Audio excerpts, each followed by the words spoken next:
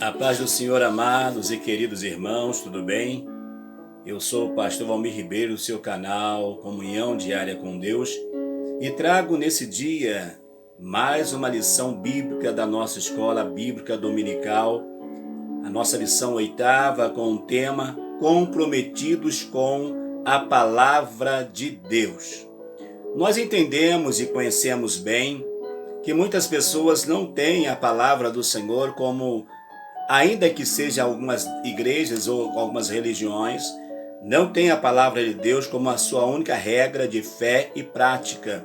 Mas nós agradecemos ao Senhor porque o Senhor nos deu condições e uma autoridade espiritual para, por meio da nossa denominação, ter a Bíblia Sagrada como a nossa regra de fé e prática. É ela que nos direciona tudo o que devemos fazer e também as doutrinas que nós devemos acompanhar.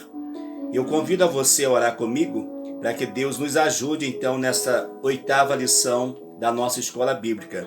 Senhor Deus e Pai, obrigado pelo teu filho e filha que vai estar comigo em mais uma lição, estudando mais uma lição.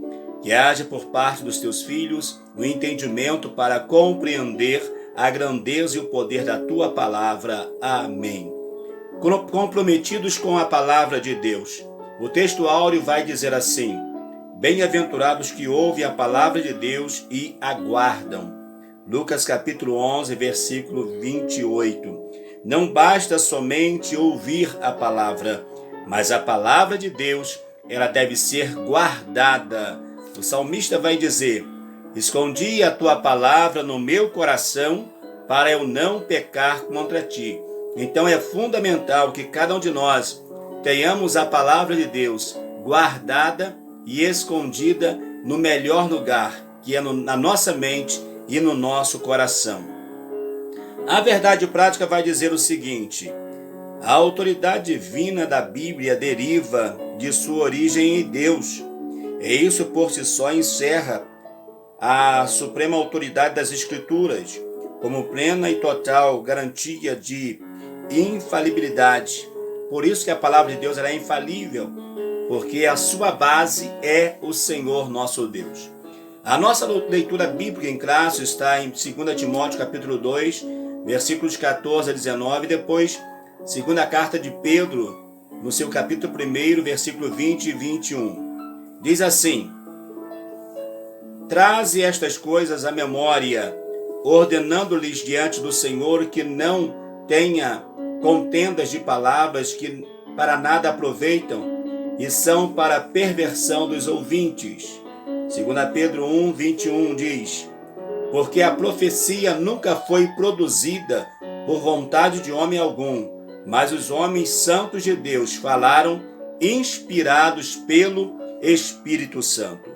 Os homens de Deus falaram inspirados pelo Espírito Santo. O objetivo geral da lição, dessa 8ª lição, demonstrar o nosso compromisso com a palavra de Deus. Objetivos específicos: primeiro, afirmar a autoridade da Bíblia, mostrar o zelo pela boa doutrina, pontuar os cuidados quanto aos modismos. Vamos então na nossa introdução. Diz assim: nós somos apegados à palavra e buscamos a orientação do Espírito Santo para nos ajudar na interpretação das Escrituras. Vamos estudar a relação dos pentecostais clássicos e a leitura da Bíblia, a maneira como nós observamos as regras gramaticais e o contexto histórico e literário para compreender melhor o texto sagrado. Amados irmãos, nesta introdução nos dá uma ideia do que nós teremos no decorrer da lição. Teremos ponto importante, teremos a base fundamental da nossa fé, da nossa denominação. O que a nossa denominação ela fala sobre a questão da palavra, o zelo pela doutrina, a autoridade da Bíblia. Então tudo isso nós estaremos falando. E especificamente nesse primeiro tópico, vamos falar sobre a autoridade da Bíblia. Falaremos só a Escritura, nossos fundamentos, e não somos deístas, certos? Então vamos lá. Nós herdamos dos reformadores do século XVI o conhecido sola scriptura, somente as escrituras, um dos 5 pilares da reforma protestante. Então, a igreja, a nossa denominação, ela é fundamentada sobre a palavra de Deus. Sola Escritura diz assim: cada um dos 5 solar representa a chave de cada doutrina central dos reformadores, como Lutero e Zwinglio, entre outros. O brado de sola Escritura significa que a Bíblia é a única regra de fé e prática para a vida cristã, e é por meio dela que podemos conhecer a Deus e entender a sua vontade. Por meio da palavra, nós vamos conhecer a Deus e vamos conhecer qual seja a tua vontade. Somente a Escritura, ela importa para nós como nossa doutrina. Embora nós tenhamos trimestralmente um periódico, que são as nossas revistas da Escola Bíblica Dominical, mas essas revistas da Escola Bíblica, ela não tem poder, não tem autoridade. Ela não tem autoridade, porque é um livro, é uma revista que foi escrita, ainda que tenha conteúdo bíblico, foi escrita por alguém. Então ela não tem autoridade, a mesma autoridade que tem a Bíblia.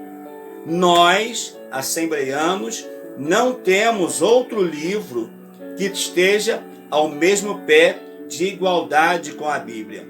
E daqui a pouquinho você vai entender por que eu estou fazendo este comentário. Diz então que os católicos romanos, ele tem a Bíblia,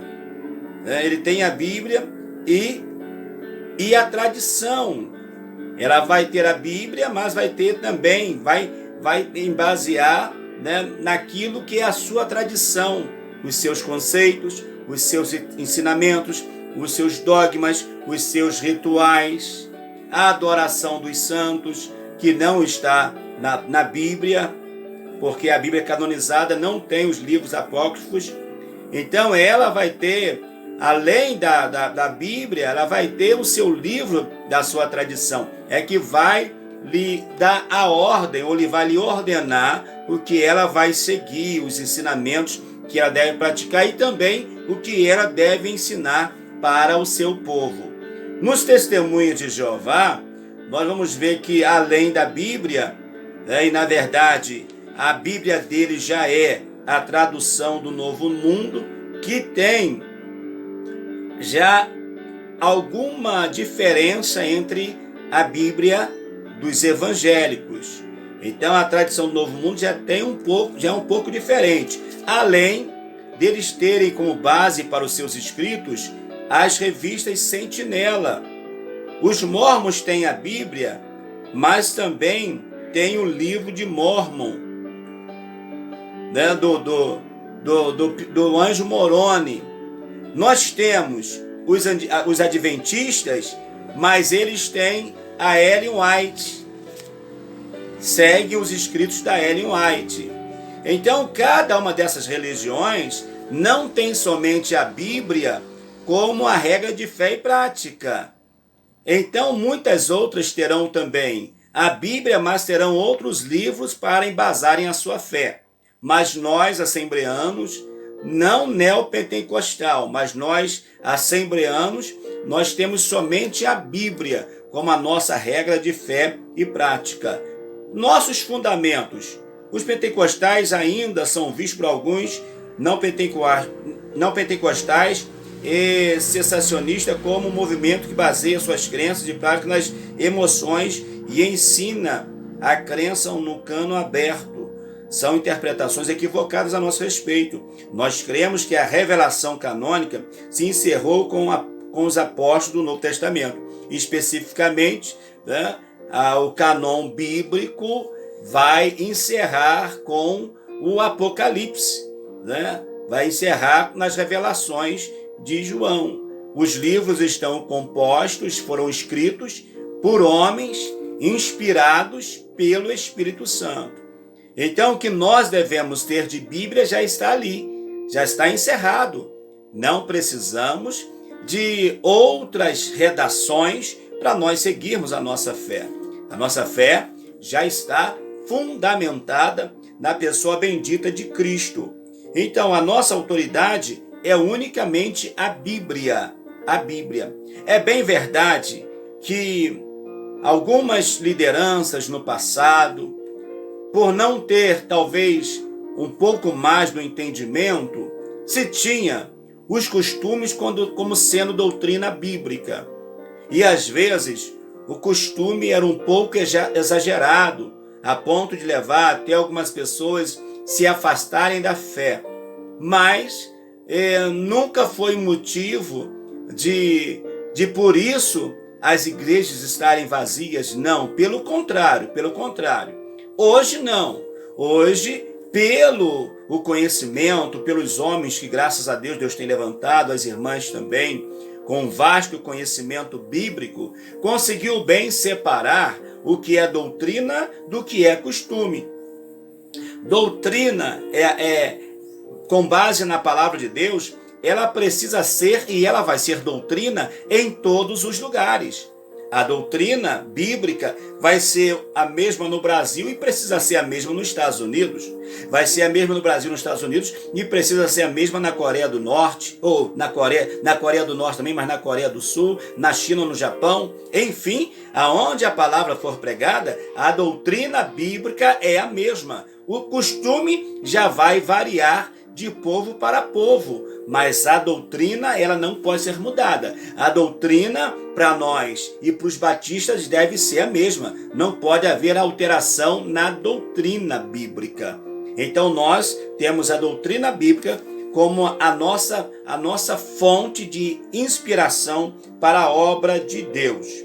Não necessitamos de uma nova revelação extraordinária ou pretensiosamente canônica, ou seja, não vai ser o nosso líder da nossa convenção, que vai dizer assim, olha, agora eu tive uma nova revelação e nós vamos seguir esta revelação. Não, não é isso. Não é assim que funciona para nós. Para nós sempre será a palavra de Deus. E se alguém, qualquer liderança das Assembleias de Deus, que ela for contra a palavra de Deus, ela vai ser tirada. Ela vai ser removida. De repente, não pelos homens, mas pelo próprio Deus, ela vai ser removida. Porque não tem como colocar um outro fundamento. Já temos um fundamento que é a Bíblia Sagrada. Não somos deístas.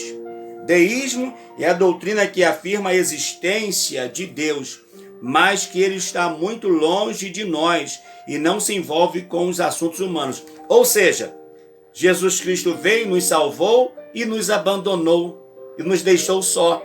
Mas pelo contrário, Deus não é assim.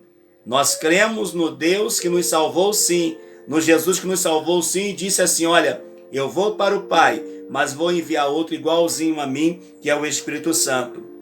Aí diz aqui, a ideia é de como um relojoeiro que dá corda no relógio, depois joga para lá, esquece dele. Enquanto ele estiver funcionando, está tudo bem. Só vai lembrar o dia que ele parar de funcionar. Isso é bem comum acontecer. Mas, em relação a Deus, não é assim que nós devemos proceder. E Deus também não procede dessa forma com a gente. Diz ainda, ele está interessado no ser humano. Deus está interessado no ser humano. O fechamento do cânon sagrado não significa que Deus abandonou suas criaturas e seu povo. Não quer dizer, amados, que como o cânon sagrado está fechado, não quer dizer que Deus não fala mais. Deus continua falando com o seu povo. Deus continua usando os seus profetas, as suas profetisas. Deus continua usando os seus ministros para pregar, para evangelizar, para anunciar a sua palavra. O cânon bíblico, a mensagem bíblica já foi encerrada, mas Deus continua falando com o seu povo, falando com a sua igreja. Entretanto, essa revelação não se reveste de autoridade canônica para a igreja. Deus se comunica conosco pela leitura da sua palavra, pelos dons espirituais, como sonhos, visões e até pelas coisas simples do dia a dia. Deus fala comigo. Deus já falou com você? Você já ouviu a voz de Deus? Então testemunhe para alguém que disser assim, olha, Deus te salvou e deixou você longe. Diga para ela o seguinte, não, Deus me salvou e Ele continua trabalhando e agindo na minha vida. A síntese desse tópico vai dizer, somos um povo que cremos na autoridade da Bíblia para a nossa fé e prática. A Bíblia é a única regra de fé e prática que nós vivemos. Que Deus nos abençoe. Entendeu a palavra? Está compreendendo a mensagem? Está compreendendo esse estudo? Sim, então te aguardo no nosso segundo tópico falando sobre o zelo pela doutrina e no terceiro tópico falando sobre o cuidado quanto aos modismos. Que Deus te abençoe e não esqueça de se inscrever no canal e dar o seu joinha para que o YouTube entenda que essa mensagem ela é relevante e especial para a vida de mais alguém. Até o nosso segundo tópico em nome de Jesus. Amados, vamos então para o nosso segundo tópico falando sobre o zelo pela doutrina. Nós vamos ler sobre o ensinamento ou instrução, o conteúdo da fé e também a nossa confissão de fé e a Bíblia. Vamos lá então. O zelo pela doutrina tem ligações com a apologética cristã. Desde muito cedo na história, a igreja percebeu que a Bíblia precisa ser interpretada para que os crentes conheçam melhor o pensamento bíblico e a doutrina da igreja. Os credos e as confissões de fé são documentos produzidos pelas igrejas com esse propósito. A ideia é que os credos, como a gente tem, em que nós cremos, que é até fundamental, é até interessante. Eu estou aqui em mudança, em organização do escritório, senão eu ia apresentar para vocês a capa do nosso credo, da nossa denominação. Tá? Então, esse credo, ele é criado a partir da doutrina bíblica. Ele não pode alterar o pensamento bíblico. Ele vai lançar luz aquele pensamento para que nós, os servos de Deus, tenhamos um ponto de partida para nós trabalharmos. Então é importante porque aí falaremos ou falamos uma língua só em todo o nosso território nacional. Aonde tiver uma Assembleia de Deus vai estar falando uma mesma língua, com o mesmo pensamento. Então por isso que é fundamental. Ensino ou instrução. A palavra doutrina vem do latim doctrina, que literalmente significa ensino ou instrução. Mas o termo apresenta vários níveis de significado de acordo com o seu contexto. Quando o texto sagrado expressa e perseverar na doutrina dos apóstolos, significa que os discípulos permaneceram seguindo o ensino dos apóstolos. E logo, os apóstolos seguiram o ensino de Jesus. Eles então vão reproduzir, por meio de suas vidas, aquilo que Jesus havia ensinado. Então a igreja primitiva seguia a doutrina dos apóstolos. E a igreja hoje também tem essa mesma doutrina como sendo fundamento para nós. As cartas paulinas, as demais cartas, o Atos dos Apóstolos, os evangelhos, é a base da nossa doutrina. O Apocalipse é a base da nossa doutrina. Não que nós não tenhamos o Antigo Testamento ou o Velho Testamento como importante para nós. Ele é fundamental porque é a palavra de Deus. Mas a nossa fé vai se basear no princípio daquilo que o Senhor Jesus fez, naquilo que o Senhor Jesus ele realizou. Então, o ensino ou instrução vai depender do ponto de vista. A nossa igreja se baseia no ensino da Escritura, no ensino da palavra do Senhor nosso Deus. E esse ensino é o que dá a direção para nós. Então, estamos baseados na palavra do Senhor, no Novo Testamento, nos ensinos dos profetas, nos ensinos de Salmos, nos ensinos do Pentateuco, enfim, de toda a palavra. Mas nós seguimos principalmente os ensinos do nosso Mestre, o Senhor Jesus Cristo. Até porque nós entendemos como a Bíblia vai dizer dele mesmo, que ele cumpriu a lei e os profetas e estabeleceu a nova aliança. Então nós seguimos esse ensinamento, essa instrução. Qual o conteúdo da fé? A palavra doutrina se aplica também a um corpo básico e coerente do ensino cristão, como credos, que eu falei, né? Credos, então, vai ser aquele conjunto de informações, de regras, que vai ser estabelecido a partir da leitura da palavra do Senhor nosso Deus. A partir da leitura da palavra, o credo vai dizer o que pode e o que não pode. É o que vai dar a direção. E isso é interessante, porque você vai ver que houve uma demanda com os crentes da igreja primitiva. Então foi necessário que tivesse um concílio, e nesse concílio se criasse o que seria autorizado ou não autorizado para que eles fizessem. Então ter uma diretriz, ter um meio em que a pessoa vai ser informado de como ela deve agir, como ela deve fazer, isso é muito importante. E vai ser realizado por meio exatamente desses credos. E nós temos, a nossa denominação também tem o nosso credo. A fonte do conteúdo doutrinário é a palavra de Deus, auxiliada pela experiência cristã e com a ajuda do intelecto humano. Ou seja, a doutrina bíblica, o escrito bíblico, ele não será alterado. Ele vai ser interpretado. O interessante é que ainda que se tenha o credo, e o credo vai nos ensinar, vai nos orientar o que nós devemos fazer, na verdade, a Bíblia Sagrada explica a Bíblia Sagrada. A Bíblia Sagrada, ela não precisa que outro livro a explique, a ensine. Não. Porque ela explica a si mesmo. A tendência dos credos é o quê? É facilitar essa interpretação ou esse entendimento, principalmente daqueles que são leigos, que não têm, assim, uma formação teológica, mas precisa ter a sua formação bíblica, a sua formação cristã. Então, por meio desses credos, é que ele vai ter esse conhecimento. Vai ficar mais fácil ele entender o que a Bíblia está ensinando. Os credos e as confissões de fé são dois tipos distintos de documento eclesiásticos, mas com o mesmo propósito: interpretar as escrituras para sintetizar o ensino da igreja. Os credos são genéricos e as confissões de fé são mais elaboradas e específicas. Ou seja, confissão de fé, os credos é aquilo que eu aprendo, é aquilo que eu vou ter o conhecimento. E a confissão de fé é aquela que você vai dizer assim: eu creio.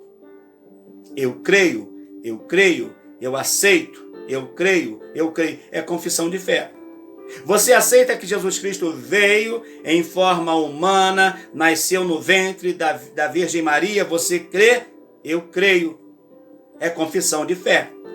Não é somente você ler, você precisa confessar. Você acredita que o pecado pode te separar de Deus e te levar ao inferno? Sim, eu creio. Então são as doutrinas fundamentais, como eu disse anteriormente, no primeiro tópico, ela vai ser doutrinas fundamentais em todas as igrejas. A doutrina fundamental vai ser uma só, vai ser uma doutrina só. Os ensinamentos podem ser muitos, desde que não fira a ortodoxia bíblica, não fira a base desse ensinamento. A nossa confissão de fé e a Bíblia. A nossa confissão de fé não é de autoria particular, pois expressa o pensamento e a vida da igreja. Esse documento é submetido às Escrituras e estão em conformidade com elas, com as Escrituras. A nossa declaração de fé ocupa extraordinária importância na vida da igreja como sumário doutrinário da Bíblia e ajuda para a sua compreensão, além de servir como proteção contra as falsas doutrinas que se levantam.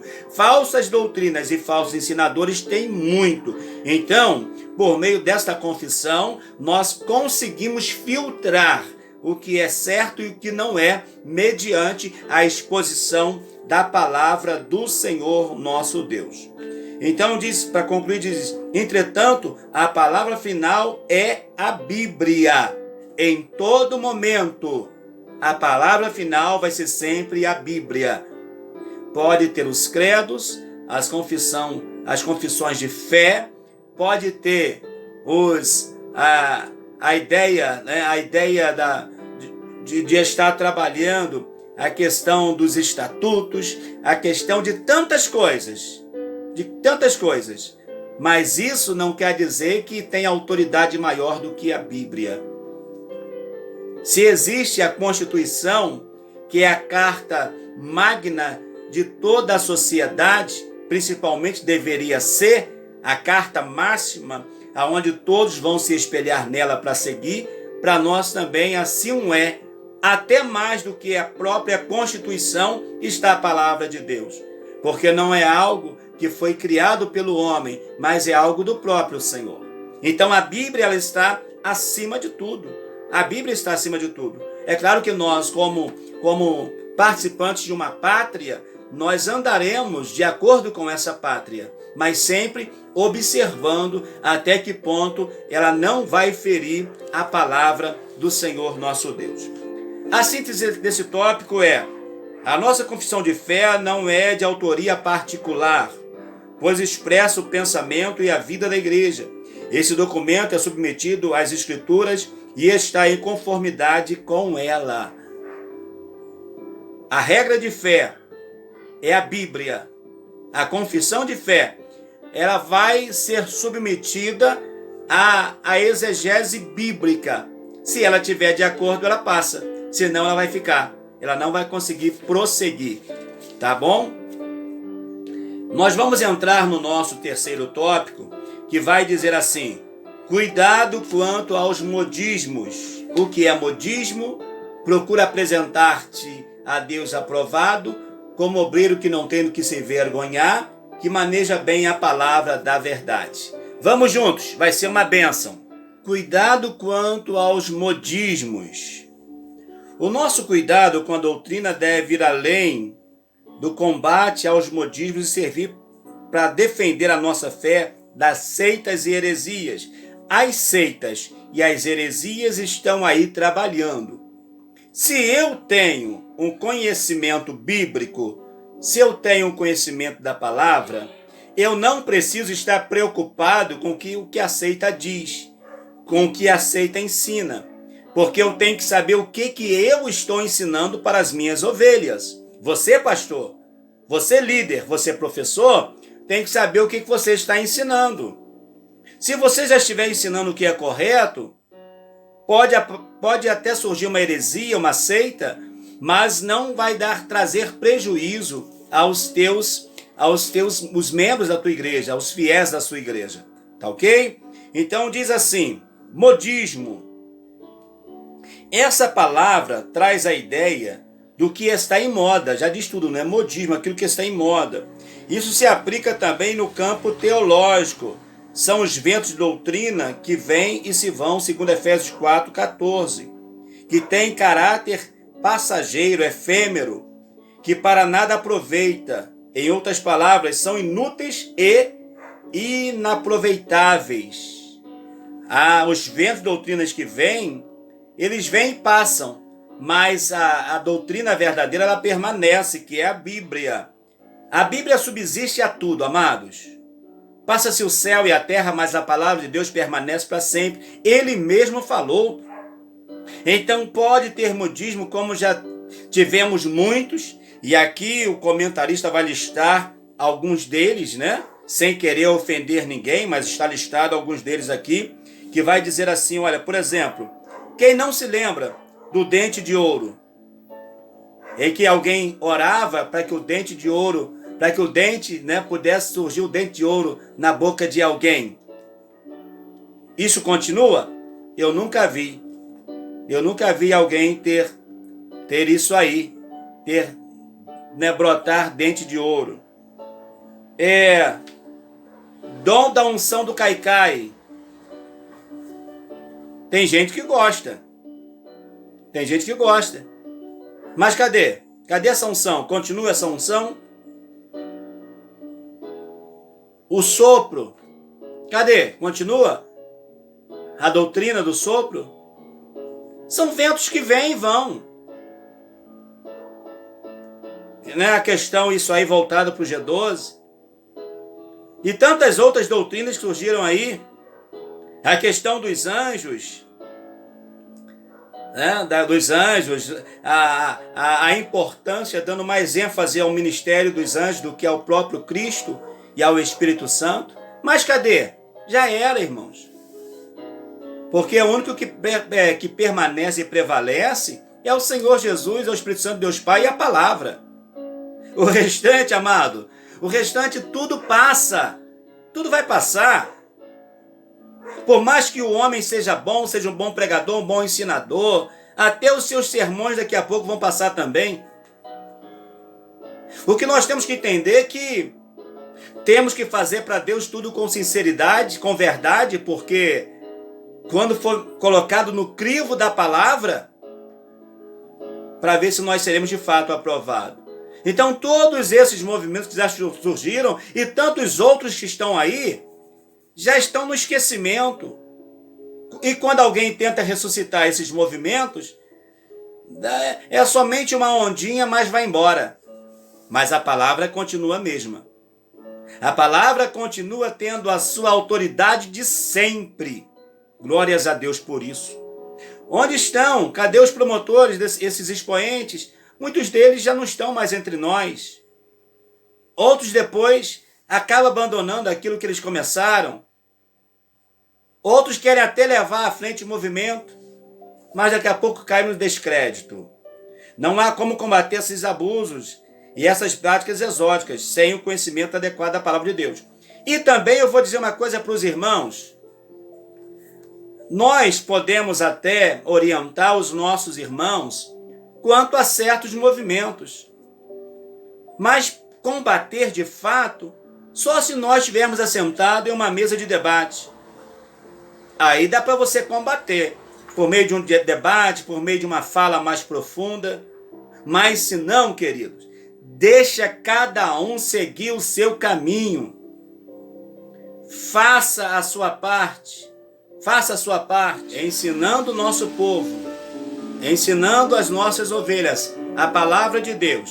E esses modismos, então, não terá espaço entre nós. Mas se nós, como pastores, ministros, ensinadores, formos os primeiros a trazer os modismos, imagine o que vai acontecer com os nossos membros das nossas igrejas. Segundo, procura apresentar-te a Deus aprovado. Essa qualificação vem do Espírito de Deus. Apresentar-se a Deus aprovado significa estar disponível, testado e aprovado por Deus e reconhecido pela igreja. Tá vendo? É Deus que aprova, tá? Deus que aprova. E é a igreja que reconhece. Deus aprova e a igreja reconhece. A igreja precisa reconhecer que você, que eu, que nós, que quem ensina é um obreiro aprovado. Porque se ela não reconhecer, nada feito. Se ela não reconhecer que a palavra que sai da tua boca, que o ensinamento que sai da tua boca é de Deus, não tem. Deus vai te aprovar, mas a igreja precisa te reconhecer. Desde muito cedo na história do cristianismo, que a igreja precisou enfrentar uma avalanche de heresias e aberrações doutrinárias, ensinada pelos falsos mestres. Isso aí sempre teve, irmãos. Falsa doutrina, falsos mestres, heresias, divisões, dissensões, tudo isso sempre houve e vai sempre ter. Até, como diz a Escritura, para de fato revelar quem são de Deus, quem são fiéis. Porque o ímpio não vai subsistir na congregação do justo. Então, por isso que é fundamental que nós tenhamos esse cuidado de estar procurando sempre se apresentar a Deus como obreiro aprovado. Aprovado. No 3 diz, como obreiro aprovado, que não tem do que se envergonhar. O termo obreiro, tanto em grego quanto em português, vem de obra, trabalho, que significa amplo no Novo Testamento. No sentido literal, refere-se ao trabalhador do campo. Ou seja, você que trabalha no campo, você não é menor do que quem trabalha na indústria. Você que trabalha na indústria não é maior do que quem trabalha no campo. Por quê? Se não tivermos os irmãos do campo, nós não temos alimento na nossa mesa. E se não tiver você na indústria, não tem material para servir aquele que está no campo.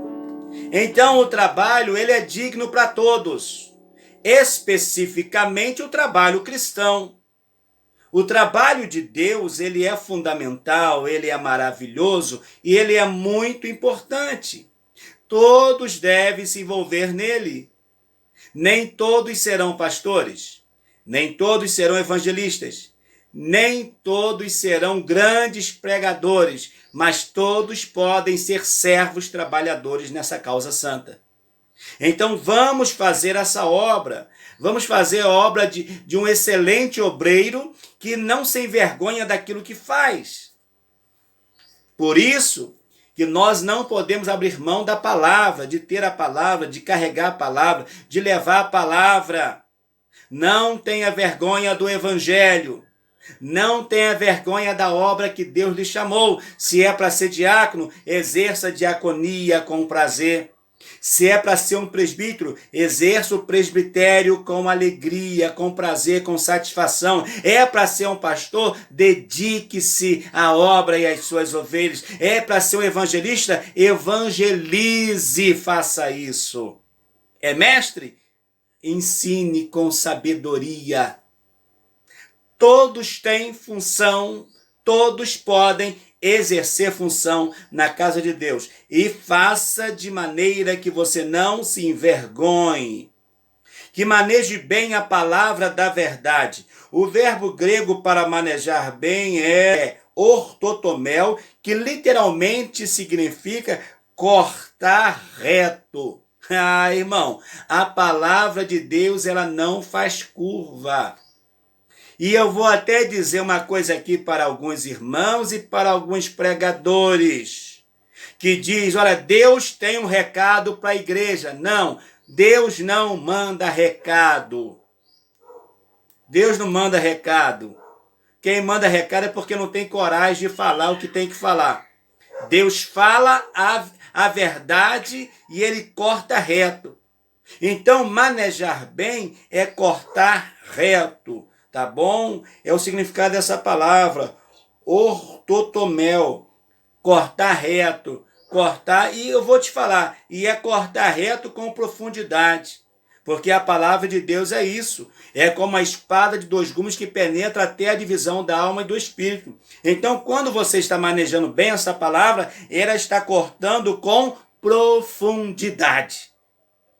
Ela vai encontrar a sua necessidade e ela vai cortar com profundidade. Então, obreiros do Senhor, ministros do Senhor, servos do Senhor, igreja do Senhor Jesus, procure manejar bem a palavra de Deus. Fazendo assim, você vai ter um crescimento espiritual fundamental na sua vida.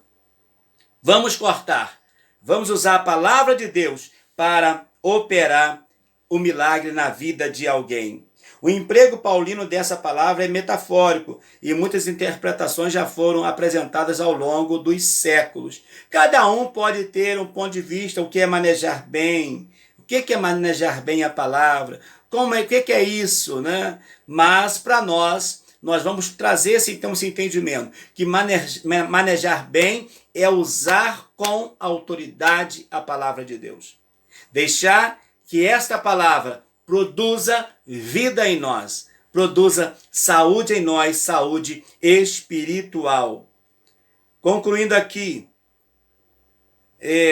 olha só, o comentarista está dizendo, aqui eu concluo dizendo assim, olha, púlpito não é lugar para desabafo, usar o púlpito não é para entristecer, usar o púlpito não é para maltratar ninguém, o púlpito deve ser usado para trazer vida a quem está precisando de vida. Ok, amados? Fiquemos com esse entendimento. O púlpito é para sair dali vida e não para que eu atinja os meus desafetos. Não, não. Não vamos pensar assim. A conclusão fala: concluído então, nós vamos ver o seguinte: nós temos compromisso com a palavra de Deus, verdade. Nosso compromisso com a palavra de Deus. E cremos que ela é a única revelação de Deus escrita para a humanidade, não tem outra. Não tem outro escrito de revelação de Deus para a humanidade.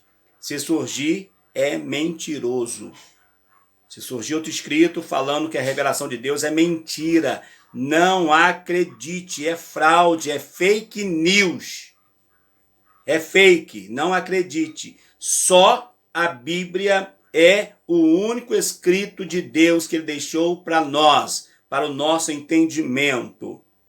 Essa revelação está à disposição de todas as pessoas. Diante disso, fica claro que nenhuma outra literatura exerce autoridade sobre a nossa vida. Nenhuma outra literatura tem o poder que tem a Bíblia sobre nós. Tá? Que Deus nos abençoe. Espero que esta lição ela tenha lhe acrescentado algumas coisas. Perdoe aí algumas falhas por causa do barulho, né? A vida está em movimento, é barulho, então nos perdoe, tá bom? Mas com certeza acredito que pelo menos o conteúdo você conseguiu pegar aí. E vamos juntos fazendo a obra do Senhor nosso Deus. E deixa essa palavra cortar reto na nossa vida também, tá? E não esqueça de dar o seu like e se inscrever no canal. Eu preciso que você se inscreva no canal para que outras pessoas também tenham condições de receber esse material ao ser indicado pelo YouTube, tá bom? Deus te abençoe. Oremos. Deus e Pai, obrigado por todos os irmãos e irmãs que assistiram esse vídeo, essa aula até agora. Obrigado pela vida de cada um deles, que eles sejam alcançados pelo Senhor e por tua presença. Que o poder do teu Espírito Santo esteja trazendo vida e saúde aos teus filhos e filhas. Assim eu oro com ações de graça em nome de Jesus. Que o amor de Deus Pai, que a infinita graça do nosso Senhor e Salvador Jesus Cristo, sejam sobre cada um de nós que amamos e guardamos a volta de Jesus, e todos nós que cremos dizemos amém. Que Deus te abençoe e aguardo você no nosso próximo vídeo, em nome de Jesus. Amém.